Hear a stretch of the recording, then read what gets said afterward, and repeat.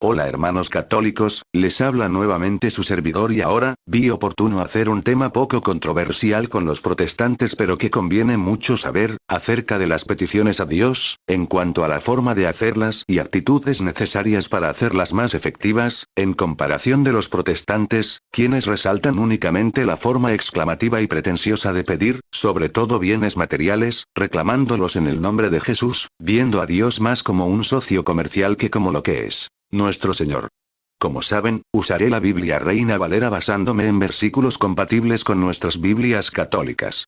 Empecemos. Lo que nos dicen los protestantes. Tal vez habremos escuchado de parte de ellos, que nuestras peticiones no son escuchadas puesto que las pedimos en actitud de súplica y aflicción, en lugar de hacer como muchos de ellos, que prácticamente lo gritan o literalmente reclaman un bien o un favor en el nombre de Jesús.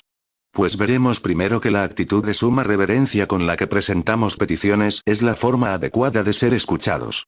Primero trataré las formas técnicas, por así decirlo, de presentar peticiones y luego pasaré a las actitudes necesarias para poder ser escuchados por Dios. Las súplicas. Orando en todo tiempo con toda oración y súplica en el Espíritu, y velando en ello con toda perseverancia y súplica. Efesios 6, 18. Veamos además el elogio de Pablo acerca de quien se dedica de manera exclusiva a presentar súplicas y oraciones. Espera en Dios, y es diligente en súplicas y oraciones noche y día. 1 Timoteo 5, 5. Además, la súplica, es la forma especial de acercarnos a Dios puesto que se reconoce ante todo nuestra posición de pecadores y nos presentamos en humildad ante Él. Llevad con vosotros palabras de súplica, y volved a Dios.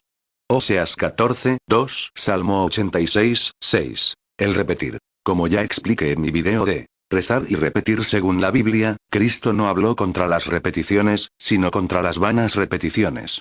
Veamos pues que más de una vez en el Evangelio las personas repetían a Cristo su petición, he ahí el nombre, re, que es prefijo de reiteración, lo que significa pedir lo mismo más de una vez. Entonces dio voces, diciendo, Jesús, Hijo de David, ten misericordia de mí. Y los que iban delante le reprendían para que callase. Pero él clamaba mucho más. Hijo de David, ten misericordia de mí. Lucas 18, 38, 39. Vemos en este primer caso, cuando Jesús sana a un ciego, este repite más de una vez. Hijo de David, ten misericordia de mí, no solo dos veces, puesto que habla una acción continua y repitente, puesto que dice, dio voces, diciendo. Y no dice, dio voz, y dijo. Haciendo referencia a una única vez. Y que cuando intentaron callarlo clamó mucho más esa misma frase hasta ser escuchado por Cristo y su petición concedida. Veamos otro ejemplo. Y dos ciegos, oyeron que Jesús pasaba, clamaron, diciendo, Señor, Hijo de David, ten misericordia de nosotros. Y la gente les reprendió para que callasen. Pero ellos clamaban más, diciendo, Señor, Hijo de David, ten misericordia de nosotros. Mateo 20, 30, 31. Vemos en este otro caso, cuando Jesús sana a dos ciegos, que ellos repitieron más de una vez esa misma frase, una y otra vez, además, por sentido común, puesto que en el versículo 29, dice que estaba Jesús en medio de una gran multitud y para ser escuchado hay que repetir más de una vez. Veamos además que, estas personas tenían que acercarse físicamente a Cristo para poder presentar mejor su petición y ser escuchados. Otra forma era por medio de intercesión, en la que presentamos nuestra petición por medio de una persona para que pida en pro de uno, como el caso del centurión de Lucas 7, 3, lo mismo que hacemos al pedir intercesión de un santo que está ya en presencia de Cristo, que ya está cerca de Cristo y por medio del cual hacemos llegar nuestra petición tal y como el centurión. Jesús es Dios y Él es omnipresente, muy seguramente, si los protestantes que dicen que no tienen que acercarse a la Eucaristía para pedir a Jesús, porque Él es omnipresente y está en el corazón de cada uno, irían físicamente hasta los pies de Jesús para presentar petición si estuvieran en ese tiempo, pues es lo que nosotros hacemos, podemos pedir a Cristo en cualquier lugar, pero al tenerlo físicamente en la Eucaristía, optamos mejor por acercarnos a Él y pedirle. Veamos ahora lo siguiente. Actitudes necesarias para ser escuchado. 1. Discernimiento. Primero, es importante saber qué pedimos y no caer en la mentira del Evangelio de la prosperidad que promueven los protestantes, tratando a Jesús como un socio, mediante el cual podemos exigir en su santo nombre cualquier tipo de banalidades, como nuestros queridos hermanos separados reclamando un Cadillac o un Mercedes en el nombre de Jesús. Veamos lo que se nos dice sobre esto. Pedís, y no recibís, porque pedís mal, para gastar en vuestros deleites. Santiago 4, 2, 3. Y pongo como ejemplo de petición, la de Salomón, puesto que de la misma forma deberíamos todos tener discernimiento para saber qué pedir y qué no pedir. Y le dijo Dios: no pediste para ti muchos días, ni pediste para ti riquezas, ni pediste la vida de tus enemigos, sino que demandaste para ti inteligencia para regir con justicia. He aquí te doy corazón sabio y entendido, te doy también las cosas que no pediste, riquezas y gloria. 1 Reyes 3, 11, 14. 2. Claridad en lo que se pide. Es importante tener claro y de manera concisa lo que queremos presentar en petición, no caer en palabrerías aduladoras hacia Cristo ni dramatizaciones para ser escuchados. Veamos. Jesús entonces le preguntó, diciendo: ¿qué quieres que te haga? Y él dijo: Señor, que reciba la vista. Jesús le dijo: recíbela. Lucas 18, 40, 42. Jesús los llamó, y les dijo: ¿qué queréis que os haga? Ellos le dijeron: Señor, que sean abiertos nuestros ojos, y enseguida recibieron la vista. Mateo 20, 32, 34. Jesús no necesitó ser Dios para saber lo que ellos necesitaban, era más que evidente lo que querían, pero aún así, Él espera esa claridad de nuestra parte en cuanto a lo que queremos pedirle y sobre todo, que lo digamos. Sigamos. 3.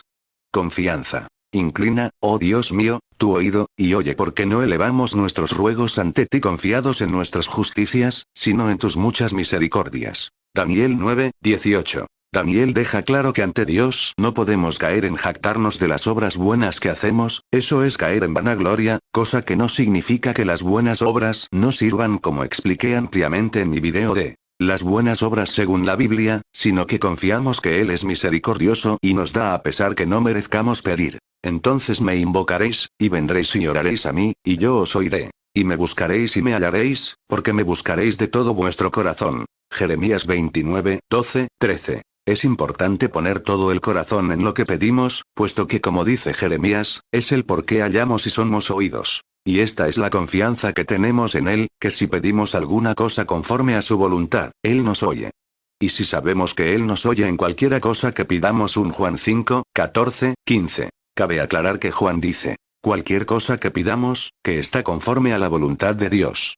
Es por eso que el pasaje de Santiago, congruentemente dice que, caso contrario, si se pide mal, no se recibe. Sigamos con el otro punto. 4. Fe. Y todo lo que pidiereis en oración, creyendo, lo recibiréis. Mateo 21, 22. Cercano está Dios, a todos los que le invocan de veras. Cumplirá el deseo de los que le temen. Salmo 145, 18, 19. Esto está más claro que el agua. Sigamos. 5.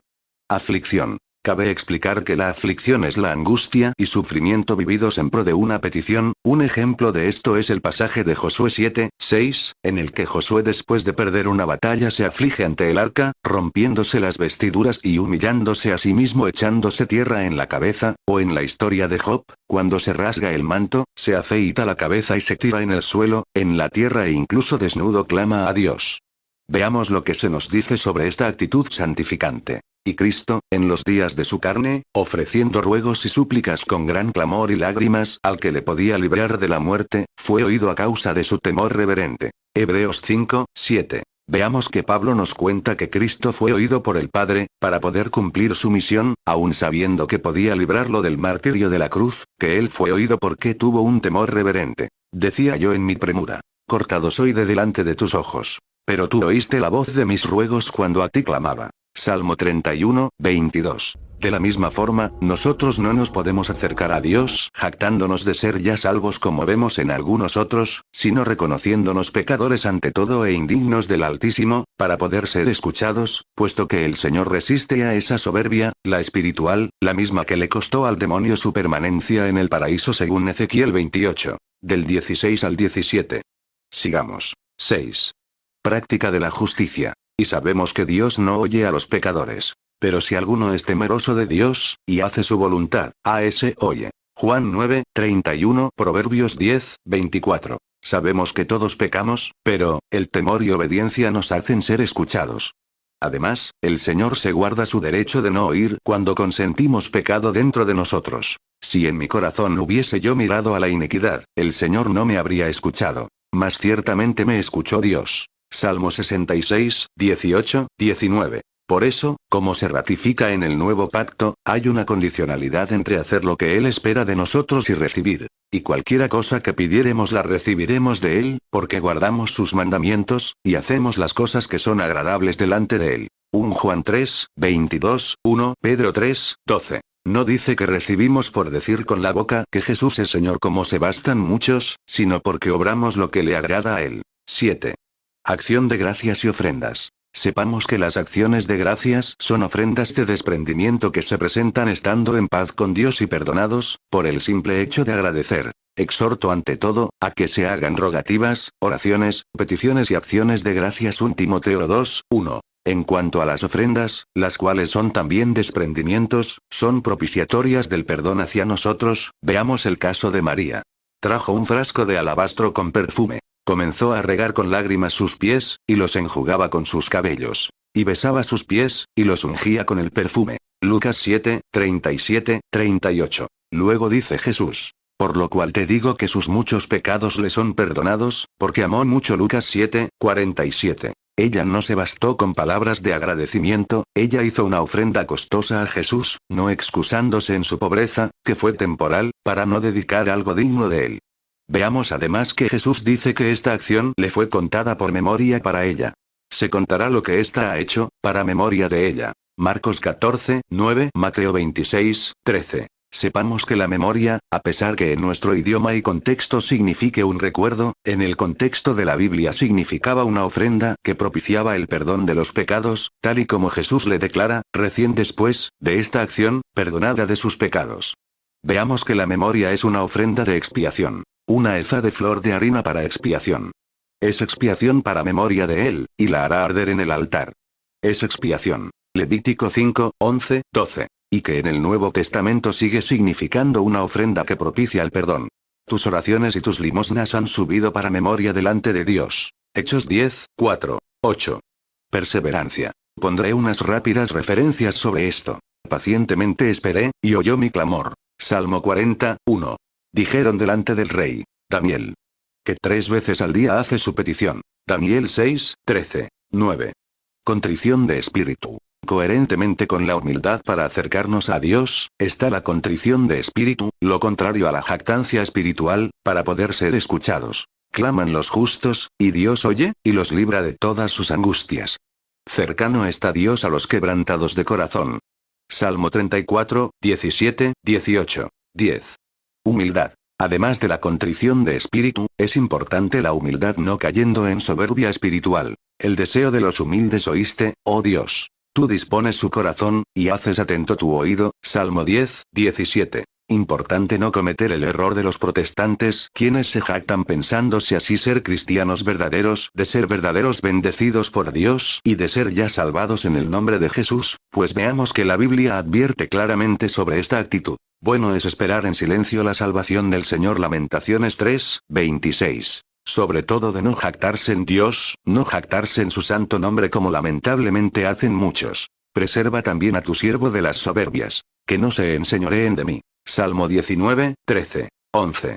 Amor a Dios. Pondré esto de manera rápida para pasar al último punto. Deleítate a sí mismo en Dios, y Él te concederá las peticiones de tu corazón. Salmo 37, 4, 5, Salmo 33, 18, 12. Reverencia a su templo. Algo que no tienen definitivamente los protestantes es amor por el templo dedicado a Dios. Cristo amó el templo y lo llamó su casa. Veamos lo que nos dicen los salmos. Señor, la habitación de tu casa he amado, y el lugar de la morada de tu gloria. Salmo 26, 8. Y lo que se nos dice respecto de la relación entre respeto a su templo y el ser oídos por él. Oye la voz de mis ruegos cuando clamo a ti, cuando alzo mis manos hacia tu santo templo. Salmo 28, 2. En mi angustia invoqué a Dios, y clamé a mi Dios. Él oyó mi voz desde su templo, y mi clamor llegó delante de él, a sus oídos. Salmo 18, 6. Para ellos el templo es un simple edificio como cualquier otro, cayendo en el mismo error que los fariseos en Mateo 23 del 17 al 21, en el que valoran al templo únicamente por lo que en materiales tiene y en lo que económicamente vale, dejando de lado su valor espiritual al ser habitación del mismo Dios. Espero les haya gustado este video. Para información sobre otros temas de fe, visite nuestra página de Facebook y ayúdenos a hacer crecer esta página dándole un clic en me gusta. Bendiciones.